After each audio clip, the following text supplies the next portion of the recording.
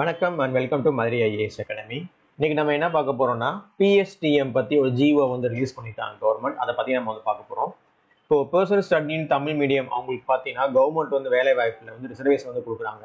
20% வந்து ரிசர்வேஷன் வந்து கொடுக்குறாங்க. அதை பத்தி தான் சொல்லியிருக்காங்க. அதுல ஒரு திருத்தம் பண்ணியிருக்காங்க, ஒரு அப்டேட் வந்து பண்ணியிருக்காங்க.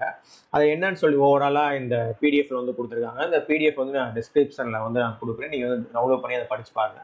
ஸோ ஓவராலா என்ன சொல்லியிருக்காங்கன்னா, இப்போ நீங்க வந்து பாத்தீங்கன்னா ஃபர்ஸ்ட்லேருந்து 10th வரைக்கும் நீங்கள் ஃபுல் அண்ட் ஃபுல் தமிழ் மீடியத்தில் படிச்சிருந்தீங்கன்னா நீங்கள் வந்து குரூப் 4 எக்ஸாமுக்கு பிஎஸ்டிஎம் வந்து யூஸ் பண்ணிக்கலாம். ஃபர்ஸ்ட்லேருந்து 12th வரைக்கும் ஃபுல் அண்ட் ஃபுல் வந்து தமிழ் எக்ஸாம் மட்டும் நீங்கள் தமிழ் எழுதக்கூடாது. நீங்கள் படித்ததே தமிழில் தான் படிச்சிருக்கீங்க, தமிழ் மீடியத்தில் தான் படிச்சிருக்கீங்க அப்படின்னா ஃபர்ஸ்ட்லேருந்து 10th வரைக்கும் நீங்கள் தமிழ் மீடியத்தில் படிச்சிருந்தீங்கன்னா நீங்கள் வந்து குரூப் 4 எக்ஸாமுக்கு வந்து பிஎஸ்டிஎம் வந்து உங்களுக்கு வந்து நீங்கள் வந்து அப்ளை பண்ணி எழுதலாம், சர்டிஃபிகேட் வந்து வாங்கிக்கலாம். அதே மாதிரி நீங்கள் டிகிரி இப்போ குரூப் 1 குரூப் 2 வந்து எலிஜிபிள் வந்து டிகிரி இப்போ 10th அப்புறம் +1 +2 தமிழ் மீடியத்தில் படிச்சிருக்கணும். அப்புறம் வந்து டிகிரி வந்து பார்த்தீங்கன்னா தமிழ் மீடியத்தில் படிச்சுட்டு நீங்கள் அந்த சர்டிஃபிகேட் வாங்கி வச்சிருந்தீங்கன்னா நீங்கள் வந்து எலிஜிபிள், குரூப் 1க்கு எலிஜிபிள், குரூப் 2க்கு எலிஜிபிள். அதாவது ஒரு எக்ஸாம் இருக்குன்னா அந்த எக்ஸாமுக்கு என்ன தகுதியோ அந்த தகுதி வரைக்கும் நீங்கள் ஃபுல் அண்ட் ஃபுல் தமிழில் படிச்சிருந்தீங்க, தமிழில் பயிற்று மொழியாக படிச்சிருந்தீங்க, ஃபுல் அண்ட் ஃபுல் தமிழ் மீடியத்தில் படிச்சிருந்தீங்கன்னா நீங்கள் வந்து பிஎஸ்டிஎம் சர்டிஃபிகேட் வந்து யூஸ் பண்ணி 20% ரிசர்வேஷனில் வந்து நீங்கள் வந்து அதை அப்ளை பண்ணிக்கலாம் உங்களுக்கு. இதில் என்ன மெயினாக அடுத்து வந்து சொல்ல வராங்கன்னா, இப்போ சப்போஸ் வந்து பார்த்தீங்கன்னா ஒரு சில பேர் வந்து எஜுகேஷன் வந்து பாதியிலே வந்து விட்டுருப்பாங்க. அவங்க வந்து ஒரு 6th ஸ்டாண்டர்ட்லேருந்து எஜுகேஷன் வந்து கண்டினியூ பண்ணிக்கலாம், இல்லை 5th ஸ்டாண்டர்ட்லேருந்து எஜுகேஷன் வந்து அவங்க வந்து கண்டினியூ பண்ணியிருக்கலாம்.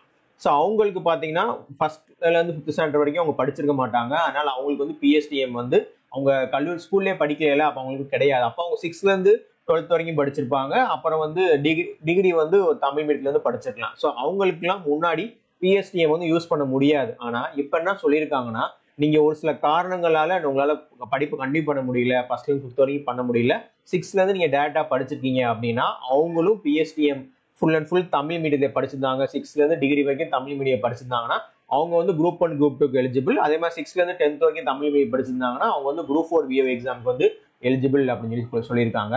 அதே மாதிரி நீங்க எல்லாமே தமிழ் மீடியத்துல படிக்காம எக்ஸாம் மட்டும் நீங்க தமிழ் எழுதுறீங்க, சப்போஸ் நீங்க வேற மீடியம் இங்கிலீஷ் மீடியம் அந்த மாதிரி மீடியத்துல படிச்சுட்டு எக்ஸாம் மட்டும் ஒரு 5 பேப்பர்ஸ் இருக்கும்ல, அந்த பேப்பர்ஸ் மட்டும் நீங்க வந்து தமிழ் எழுதுனீங்கன்னா நீங்க வந்து எலிஜிபிள் கிடையாது அப்படின்னு சொல்லியிருக்காங்க. ஸோ ஃபுல் அண்ட் ஃபுல் வந்து பாத்தீங்கன்னா நீங்க ஃபர்ஸ்ட்லேருந்து 12th டிகிரி வரைக்கும் ஃபுல் அண்ட் ஃபுல் தமிழ் மீடியத்துல படிச்சிருந்தீங்கன்னா நீங்க வந்து 20% ரிசர்வேஷனுக்குள்ள நீங்க வந்து வருவீங்க.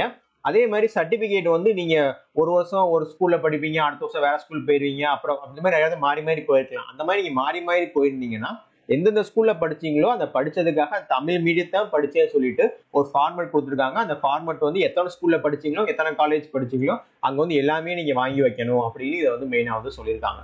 ஸோ இது வந்து ரிசர்வேஷன்ல வந்து 20% வந்து ஹெல்ப் பண்ண போகுது. அதே மாதிரி வேற என்ன இதுல வந்து மெயினா சொல்லாம விட்டுருக்காங்கன்னு சொல்லி பாத்தீங்கன்னா, இப்போ நீங்க வந்து குரூப் 4 பொறுத்த வரைக்கும் தமிழ் மீடியத்தை படிச்சிருந்தீங்கன்னா ஃபர்ஸ்ட்லேருந்து 10th வரைக்கும் தமிழ் மீடியம் படிச்சீங்கன்னா அப்லோட் பண்ணி ரிசர்வேஷன் 20% வந்துடும். ஆனால் குரூப் 2 மெயின்ஸ்லையும் குரூப் 1 மெயின்ஸ்லையும் நம்ம எழுதுற மாதிரி இருக்கும். ஸோ அதுல வந்து பாத்தீங்கன்னா இப்போ ஃபர்ஸ்ட்லேருந்து டிகிரி வரைக்குமே தமிழ் மீடியத்துல படிச்சிருப்பாங்க. ஆனால் எக்ஸாம் வந்து பாத்தீங்கன்னா இங்கிலீஷ் மீடியத்துல வந்து எழுதுவாங்க. குரூப் 2 மெயின்ஸும் குரூப் 1 மெயின்ஸும் இங்கிலீஷ்ல வந்து எழுதுவாங்க. ஸோ அவங்க வந்து எலிஜிபிளா பாத்தீங்கன்னா அதை பத்தி டிஎன்பிசி இந்த ஜிஓல இருந்து எதுவுமே சொல்லவே இல்லை.